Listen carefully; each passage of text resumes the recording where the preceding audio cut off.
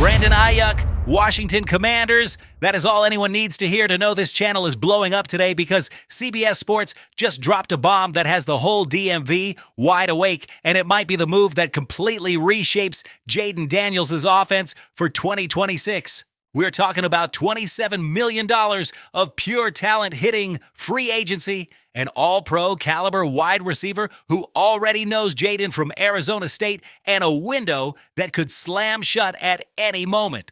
Adam Peters is shuffling pieces on this roster right now in real time, and one of those moves has to do with a cornerback out of Miami that nobody in the DMV saw coming, a player who ran a 4.33 at Pro Day and has Washington's scouting list lit up.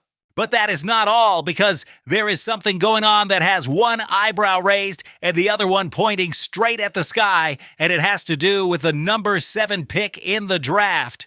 If what is being rumored from inside the team's own ecosystem ends up being real, this franchise is about to repeat the most painful mistake of its recent history, and there is no way to stay quiet about that. If that burgundy and gold life is real, if there is belief in this new era in Washington, hit like right now and subscribe, because this revolution is something we live together with burgundy and gold running through the veins. Raise hail. No more wasted time. Let us get right to it with Brandon Aiyuk and what CBS Sports just reported about Washington.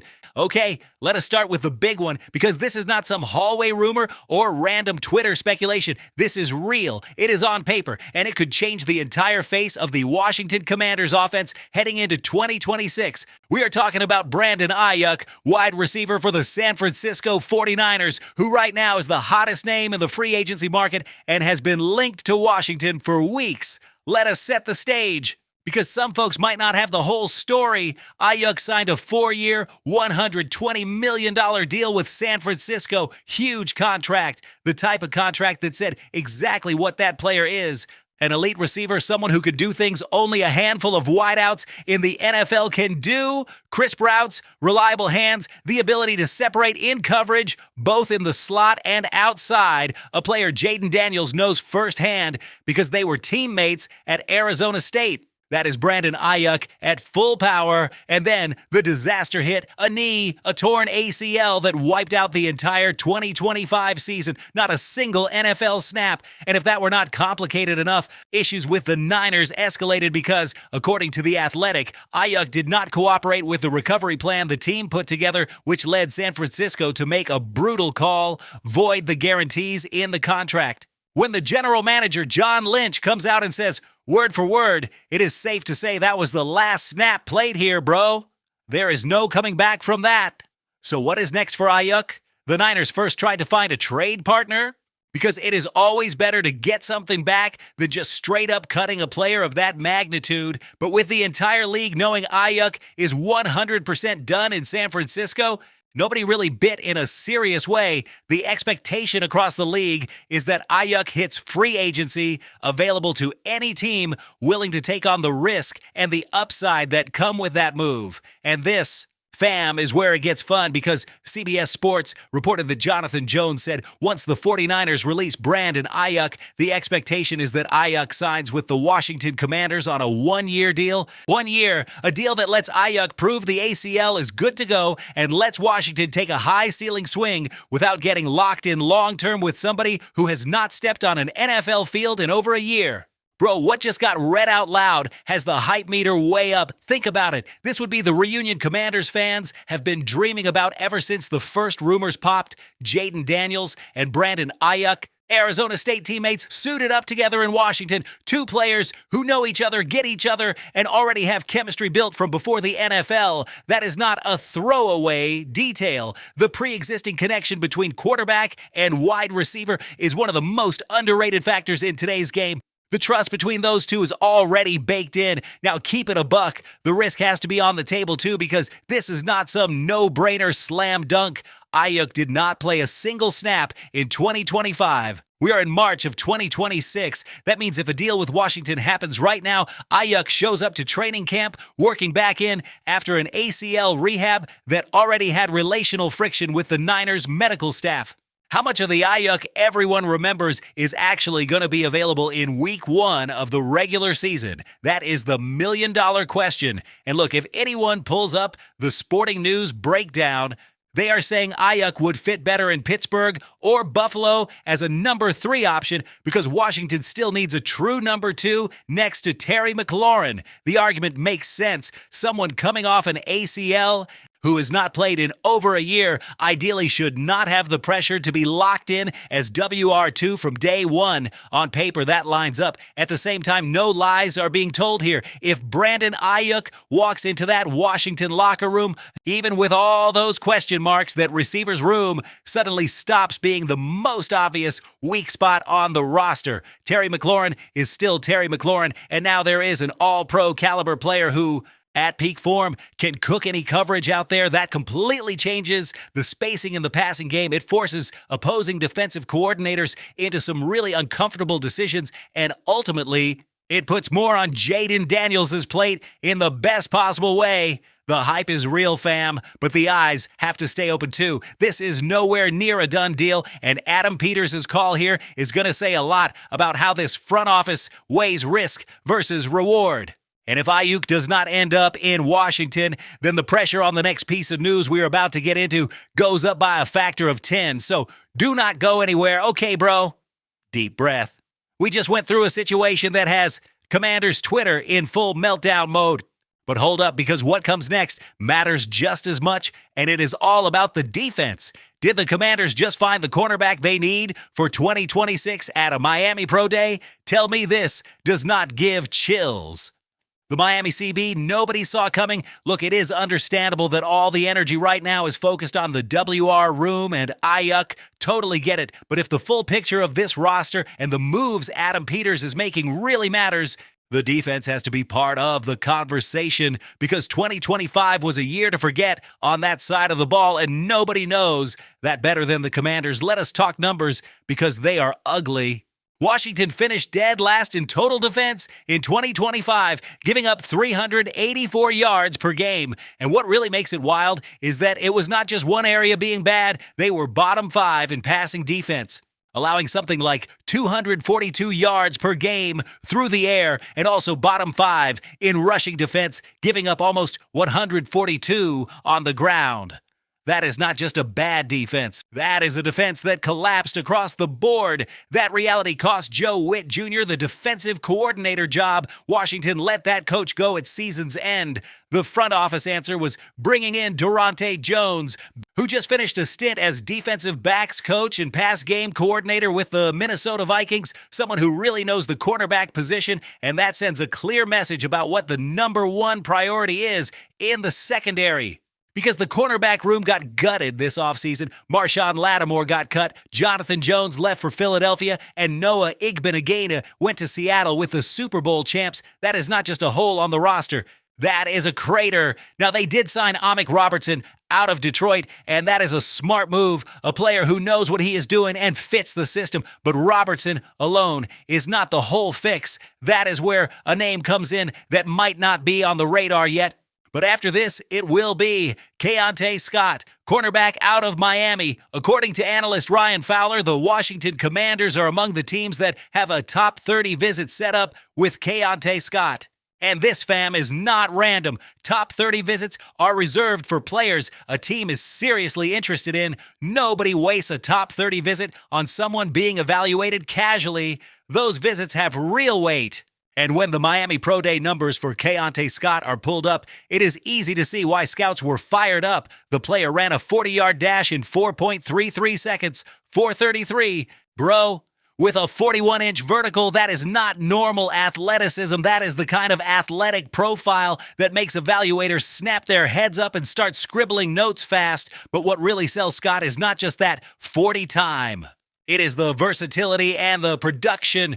In the 2025 season at Miami, the player put up 64 tackles, 13 tackles for loss, 5 sacks, 2 forced fumbles, 2 fumble recoveries, 5 pass breakups, and 2 pick sixes. 2 pick sixes, man, that is not a cornerback who just stays in a lane. That is someone who plays physical, comes downhill, creates turnovers, and can get sacks off the edge. That is a hybrid profile that is extremely attractive for a defense badly needing exactly that kind of impact, and the backstory makes it even more interesting. Scott did not land at Miami right away, started out at the JUCO level, spent 3 years at Auburn, and then found the best version of that game at Miami. That says something about the mindset. That says this is not someone who folded when things got rough. Found a way. In that last year in Coral Gables, Scott was named All-ACC second team and took home defensive MVP of the Cotton Bowl Classic against Ohio State in the Cotton Bowl. Bro, that is a big stage. That is when the pressure is maxed out. Where does this put Scott in the draft? Most evaluators have a projection in round 2 or round 3, with Washington sitting on pick 71 in round 3 and no second round pick. If the Commanders want Scott in round 2, they will have to trade up or sit there and hope the board gifts them a fall. And with those numbers plus that pro day, a slide might not happen. So this top 30 visit might just be the tip of the iceberg with something bigger that Peters is cooking up. Y'all, the defense needs weapons, needs players who can make plays. Keontae Scott has all the tools to be exactly that kind of difference maker. If the Commanders land this player, the cornerback room suddenly looks completely different. Keep that name locked in. All right, fam, we already hit the exciting stuff and the intriguing move. Now it is time for the thing that has one eyebrow raised and the other one pointing way up, because there is a rumor about what the Commanders might do with that number 7 pick in the draft that is genuinely concerning. And if the fan card has been held for a while, that deja vu feeling about whiffing on a first-round wide receiver is very familiar. News 3, are the Commanders about to repeat a historic draft mistake with pick 7? Okay, deep breaths while listening to this, because what is coming might spike the blood pressure if this team has been in the life for a long time. The Washington Commanders hold the number 7 overall pick in the 2026 NFL Draft. That is a massive value pick. That is the kind of pick that defines a franchise. And according to the team's official website, in one of their internal mock draft features, one of the writers suggested taking Makai Lemon, wide receiver out of USC, with that 7th pick. Bro, let a pause sit there for a second. This is wild and not in a good way. Let us talk about who Makai Lemon is first. To be fair to the player, because this is not some personal shot, Lemon is a wide out from USC with good hands, strong route understanding, and juice after the catch. A legit first-round prospect, but CBS Sports has Lemon projected somewhere between pick 13 and pick 20. Almost nobody serious in the draft world sees Lemon as a top 10 pick. Nobody, and that is the issue, fam. Using the number 7 pick on a player, the rest of the league grades as a 13 to 20 type. At a position of need, sure, but with other options on the board and in the market, would be burning draft value in a way that hurts the soul. And this hits a very specific nerve for this fan base, because the franchise has already gone down that road. 2 wide receiver first-rounders that sting, in particular, Josh Doxson in 2016 and Jahan Dotson in 2022, first-round receivers who did not deliver anywhere near what that draft slot said they should. This is why the anxiety level on this story is so high. When someone inside the team's own ecosystem floats Makai Lemon at 7, it triggers every historical alarm Commanders fans have been carrying for years. That is not paranoia, that is shared memory. Now, something important needs to be clear. This mock draft is coming from the team's website, not from the front office. Adam Peters has not gone on record saying Makai Lemon is the target. It is editorial content, not an insider leak about an actual plan. That matters, but the debate it sparks is absolutely legit because it shows a reality. There are people inside the Commanders universe who are thinking about this option, and that alone makes the conversation necessary. And here is what needs to be laid out: the alternatives that make that choice look even worse. The official team podcast, Drive to the Draft, with Logan Paulson and Jason Johnson, just put out their linebacker rankings. At the top of their list is Sonny Styles from Ohio State, 6'5", 240 pounds, and a 4.46 at the combine. On that show, they literally call Styles a mutant. An X-Man, and Paulson and Johnson say if the X-Men were real, Sonny Styles would be on that squad. That is not just hyping up for clicks. That is talent evaluation coming out with real passion. Then there is Caleb Downs at safety, who Rigo's Rag describes as a potential game changer, someone who could transform a secondary that was the worst in the league last year. If Downs is still on the board at 7, why in the world would that pick be used on a wideout most evaluators see at 14? And look, even if the conversation stays inside the wide receiver lane and the Commanders decide that position absolutely has to be hit in the draft, the name that makes the most sense is Carnell Tate out of Ohio State, with a very real shot to be there at 7 and the upside to be a top-tier playmaker. That would be a much easier pick to defend than trying to force Lemon way up the board. Here's the core point. Adam Peters has already shown an understanding of draft value, has already shown this is not someone who makes impulse decisions.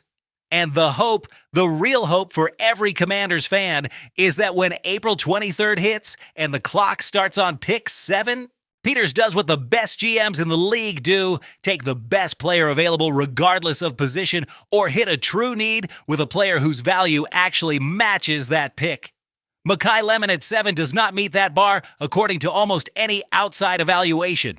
This is the single biggest decision of the offseason, fam, and there are still weeks before that moment arrives. But the conversation has to happen now, the pressure has to be applied now, and it has to be crystal clear that if Peters goes wide receiver in round 1, it has to be the right receiver at the right price. That is what this franchise needs, nothing less.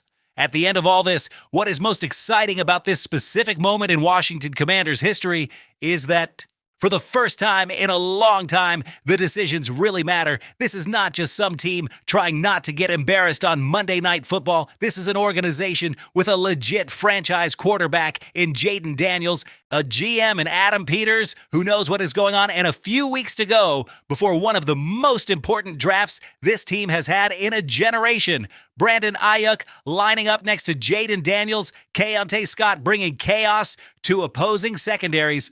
That 7th pick used with intelligence, with vision on the right player, the one who keeps NFC East rivals up at night thinking about Washington. That is not some distant dream, fam. That can absolutely be the reality this season if the right moves land in the next few weeks. And this channel is going to be right here every day walking through all of it together. Drop a comment right now. Sign Brandon Aiyuk for 2026 or ride with a rookie WR in the draft. And with pick 7, what is the move? Every answer is getting read. If this video brought any value, hit like. That helps a ton. And subscribe if that button is still red, because this is just getting started. Go Commanders!